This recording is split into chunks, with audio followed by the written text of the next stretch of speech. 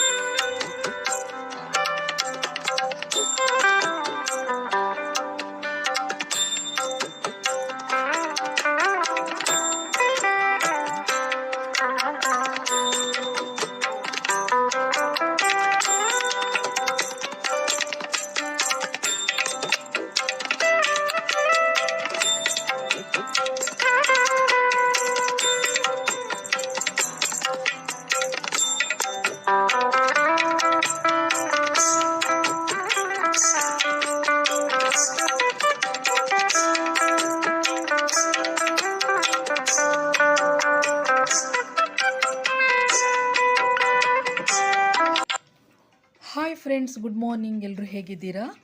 ನಾನು ನಿಮ್ಮ ಯೂಟ್ಯೂಬ್ ಗೆಳತಿ ಆಶಾರಾಣಿ, ಮಲೆನಾಡು ಹುಡುಗಿ. ನನ್ನ ಯೂಟ್ಯೂಬ್ ಚಾನಲ್ಗೆ ನಿಮಗೆಲ್ಲ ಮತ್ತೊಮ್ಮೆ ಸ್ವಾಗತ. ಸ್ನೇಹಿತರೆ, ನಮ್ಮೆಲ್ಲರ ಅತ್ಯಂತ ವೈಭವದ ಹಬ್ಬ ಅಂದರೆ ದಸರಾ ಹಬ್ಬ, ನವರಾತ್ರಿ. ನಮಗೆಲ್ಲ ಇದು ಒಂದು ಮುಖ್ಯವಾದ ಹಬ್ಬ. ಕಾರಣ, ಇದು ನಮ್ಮ ಕರ್ನಾಟಕ ರಾಜ್ಯದ ನಾಡ ಹಬ್ಬ. ಇದನ್ನು ಆಶ್ವಯುಜ ಮಾಸದ ಶುಕ್ಲ ಪಕ್ಷದ ಪಾಡ್ಯದಿಂದ ದಶಮಿಯವರೆಗೆ ಆಚರಿಸಲಾಗುತ್ತೆ. ಇದನ್ನು ಶರದ್ ಋತುವಿನಲ್ಲಿ ಆಚರಿಸುವುದರಿಂದ ಇದಕ್ಕೆ ಶರನ್ನವರಾತ್ರಿ ಎಂದು ಸಹ ಕರೀತಾರೆ. ಮತ್ತು ಇದು ಶಾರದಾ ನವರಾತ್ರಿ ಅಂತೇಳಿ ಹೆಸರುವಾಸಿಯಾಗಿದೆ. ಹಾಗಾಗಿ ಸಹ ಇದನ್ನು ಶರನ್ನವರಾತ್ರಿ, ಶರದ್ ನವರಾತ್ರಿ ಅಂತ ಕರೀತಾರೆ.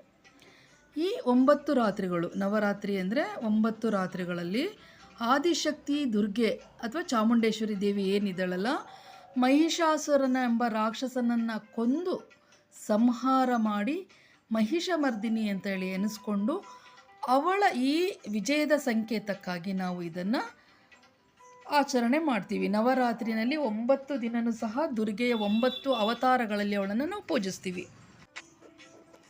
ಈ ನವರಾತ್ರಿಯಲ್ಲಿ ಈ ಆದಿಶಕ್ತಿಯನ್ನು ನಾವು ಹೇಗೆ ಒಲಿಸಿಕೊಳ್ಳೋದು, ಹೇಗೆ ಪೂಜಿಸಿದರೆ, ಹೇಗೆ ಸ್ಥಾಪಿಸಿದರೆ, ಹೇಗೆ ಪ್ರಾರ್ಥಿಸಿದರೆ ತಾಯಿ ನಮಗೆ ಒಲಿದು ನಮ್ಮ ಮನೋಭಿಷ್ಟಗಳನ್ನೆಲ್ಲ ನೆರವೇರಿಸ್ತಾಳೆ ಅಂತೇಳಿ ನಾನು ಈ ದಿನ ನಿಮಗೆ ತಿಳಿಸ್ತಾ ಇದ್ದೀನಿ.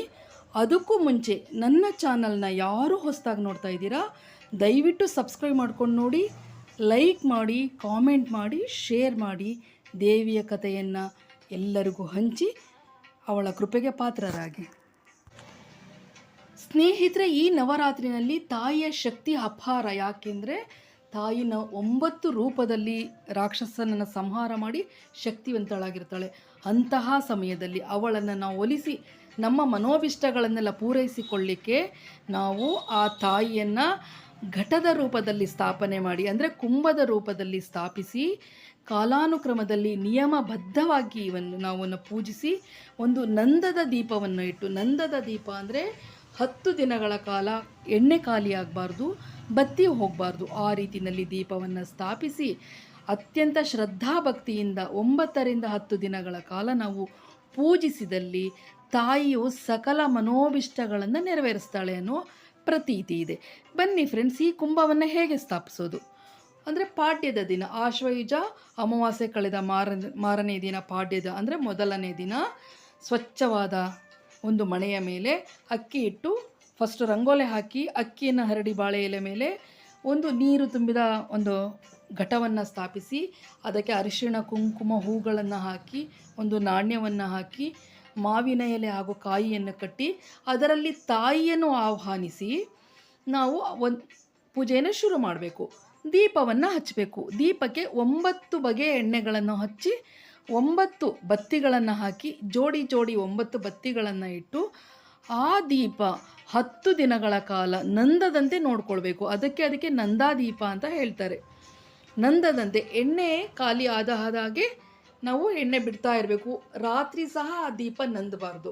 ಹಾಗೂ ಬತ್ತಿ ತುಂಬ ಉದ್ದವಾಗಿ 10 ದಿನಗಳ ಕಾಲ ಉರಿಯುವಂತೆ ಬತ್ತಿಗಳನ್ನು ಇಟ್ಬಿಟ್ಟು ನಾವು ಈ ಪೂಜೆಯನ್ನು ಶುರು ಮಾಡಬೇಕು. ಈ ಘಟವನ್ನು ಸ್ಥಾಪಿಸಿ ಮನೋಭಿಷ್ಟವನ್ನು ಹೇಳಿಕೊಂಡು, ಅಂದರೆ ನಿಮಗೇನು ನೆರವೇರಬೇಕು ಅದನ್ನು ಹೇಳಿಕೊಂಡು ಈ ದೀಪವನ್ನು ಸ್ಥಾಪಿಸಿ, ಈ ದೀಪಕ್ಕೆ 9 ರೀತಿಯ ಎಣ್ಣೆ, 9 ಬತ್ತಿಗಳನ್ನು ಇಟ್ಟು ಆ ದೀಪವನ್ನು ಹಚ್ಚುವಾಗ ಶುಭಂ ಕರೋತಿ ಕಲ್ಯಾಣಂ ಆರೋಗ್ಯಂ ಧನ ಸಂಪದ ಶತ್ರುಬುದ್ಧಿ ವಿನಾಶಾಯ ದೀಪ ಜ್ಯೋತಿರ್ ನಮೋಸ್ತುತೆ. ದೀಪ ಜ್ಯೋತಿ ಪರಬ್ರಹ್ಮ ದೀಪ ಜ್ಯೋತಿರ್ ಜನಾರ್ದನ ದೀಪೋ ಮೆಹರತೋ ಪಾಪಾನಿ ದೀಪರ್ ಜ್ಯೋತಿರ್ ನಮೋಸ್ತುತೆ ಅಂತ ಹೇಳಿ ಅದಕ್ಕೆ ನಮಸ್ಕಾರ ಮಾಡಿ ಆ ದೀಪಕ್ಕೂ ತಮ್ಮ ಮನೋಭಿಷ್ಟವನ್ನು ಹೇಳಿಕೊಂಡು ತಮ್ಮ ದೀಪವನ್ನು ಹಚ್ಚಬೇಕು. ಅದಾದಮೇಲೆ ದುರ್ಗಾದೇವಿಗೆ ಓಂ ದುರ್ಗಾ ನಾರಾಯಣಿ ಈಶಾನ ವಿಷ್ಣು ಮಾಯಾ ಶಿವಾ ಸತಿ ನಿತ್ಯ ಸತ್ಯ ಭಗವತಿ ಶರ್ವಾಣಿ ಸರ್ವಮಂಗಲ ಅಂಬಿಕಾ ವೈಷ್ಣವಿ ಗೌರಿ ಪಾರ್ವತಿ ಸನಾತನಿ ನಮೋ ನಮಃ ಅಂತ ಹೇಳಿ ನೀವು ಪ್ರಾರ್ಥನೆಯನ್ನು ಸಲ್ಲಿಸಬೇಕು. ಅದು ಹೇಳಕ್ಕೆ ಬರ್ತಿದ್ರೆ ಈ ದುರ್ಗಾದೇವಿಯ ಬೀಜ ಮಂತ್ರ ಒಂದಿದೆ, ನಿಮಗೆಲ್ರಿಗೂ ಆಲ್ಮೋಸ್ಟ್ ಅಲ್ಲಿ ಬೀಜ ಮಂತ್ರ ಗೊತ್ತು. ಓಂ ದುಂ ದುರ್ಗಾಯೈ ನಮಃ. ಇದನ್ನು ನೀವು ಫಸ್ಟು ಸಂಕಲ್ಪ ಮಾಡಬೇಕು.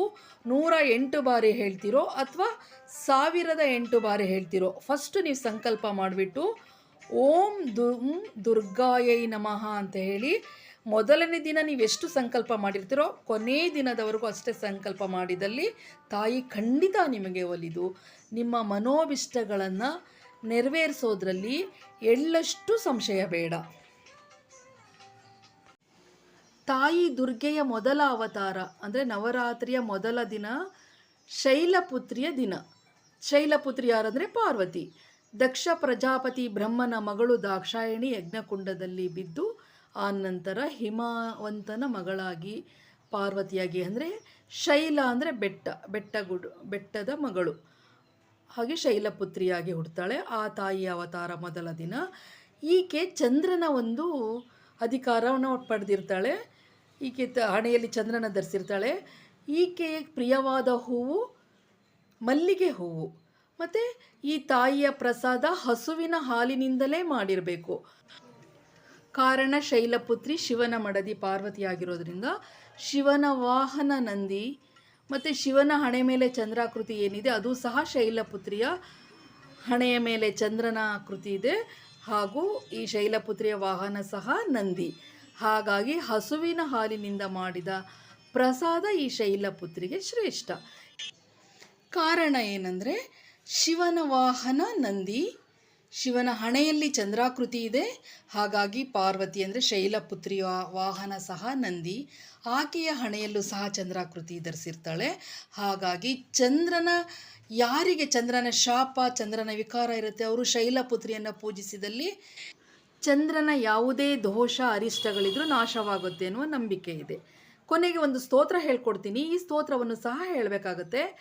ಪ್ರಥಮ ದುರ್ಗಾ ತ್ವಂ ಹಿ ಭವಸಾಗರ ತಾರಿಣೀಂ ಧನ ಐಶ್ವರ್ಯದಾಯಿನಿ ಶೈಲಪುತ್ರಿ ಪ್ರಣಮಾಮ್ಯಹಂ ತ್ರಿಲೋಜನನಿ ತ್ವಂ ಹಿ ಪರಮಾನ್ಯನ ಪ್ರದೀಯಮಾನ್ ಸೌಭಾಗ್ಯಾರೋಗ್ಯದಾಯಿನಿ ಶೈಲಪುತ್ರಿ ಪ್ರಣಮಾಮ್ಯಹಂ ಚರಾಚರೇಶ್ವರಿ ತ್ವಂ ಹಿ ಮಹಾಮೋಹ ವಿನಾಶಿನೀಂ ಮುಕ್ತಿದಾಯಿನಿ ಶೈಲಪುತ್ರಿ ಪ್ರಣಮಾಮ್ಯಹಂ.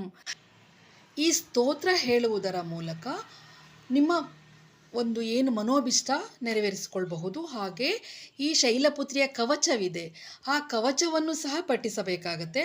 ಆ ಕವಚ ಪಠಿಸೋದ್ರಿಂದ ಶೈಲಪುತ್ರಿಯ ರಕ್ಷಣೆ ನಮಗೆ ದೊರೆಯುತ್ತೆ ಅಂತ ಹೇಳಿ ನಂಬಿಕೆ ಇದೆ.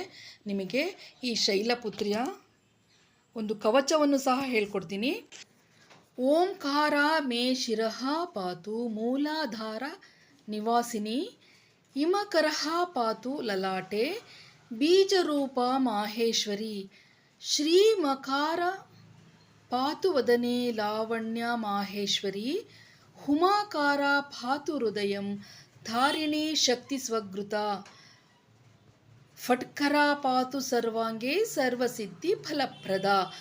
ಈ ಕವಚವನ್ನು ಸಹ ನೀವು ಹೇಳಬೇಕಾಗತ್ತೆ. ಈ ಕವಚ ಹೇಳೋದ್ರಿಂದ ತಾಯಿಯ ರಕ್ಷಣೆ ನಮಗೆ ಸಂಪೂರ್ಣವಾಗಿ ದೊರೆಯುತ್ತೆ. ಹಾಗೂ ತಾಯಿಯ ಒಂದು ಏನು ಕೃಪಾಶೀರ್ವಾದ ನಮ್ಮ ಮೇಲೆ ಸದಾ ಇರುತ್ತೆ ಅಂತ ಹೇಳಿ, ದುಷ್ಟ ಶಕ್ತಿಗಳಿಂದ ನಮ್ಮ ರಕ್ಷಣೆ ಮಾಡುತ್ತೆ ಅಂತ ಹೇಳಿ ಒಂದು ನಂಬಿಕೆ ಇದೆ. ಫ್ರೆಂಡ್ಸ್, ಈ ರೀತಿಯಾಗಿ ಪ್ರತಿದಿನ ಒಂದೊಂದು ದೇವಿಯ ಅವತಾರ ಶ್ಲೋಕ ಹೇಗೆ ಪೂಜಿಸಬೇಕು ಹೇಳ್ಕೊಡ್ತೀನಿ.